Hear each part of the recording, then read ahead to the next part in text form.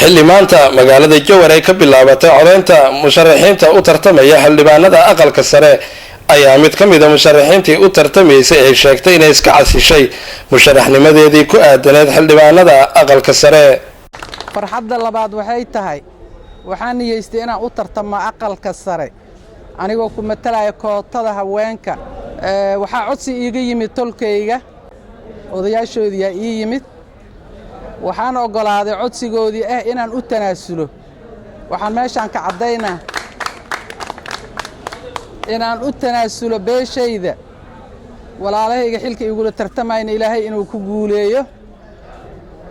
ugaaska ka shaqeeyay arrintaas iyo qayaartii ka shaqaysana mahadcelin gaar ahaan u soo jeedinaa. taladoodiina waa qaatay. waxaan diyaar u ahay ummadda Soomaaliyeed inaan guul kula shaqeeyo, inaan wanaag iyo horumar kula shaqeeyo gaar ahaan beeshaan ka dhashay iyo guud ahaan ummadda Soomaaliyeed. magaalada Jowharna waxaan u rajaynaa horumar. Hirshabeelle iyo mas'uuliyiinta loo doortay soo dhaweynta ay soo dhaweeyeen iyo siday ii ballan qaadeen codkooda in iyagoo aan wax sharuud igu xirin ayagana mahadcelinaa waxaan u marsiinaa hawada. ugaas Cabdiraxmaan ugaas Cabdullaahi ayaa asna soo dhaweeyay in la isku tanaasulo xilligani. waxa lagu jiro waa siyaasad way iska dhib badan tahay, isjiid badan ayaa iska imaan kara, laakiin khayr Allah si gabadhan muraadkeena Allah sahlo. waana u duceynay insha Allah taala ilaahina waxaan ka rajaynaynaa wixii ay ka tunusashay wax ka khayr badan Allah siiyo. inta kadib waxaan rabaa nudqa yar inaan ku darsado.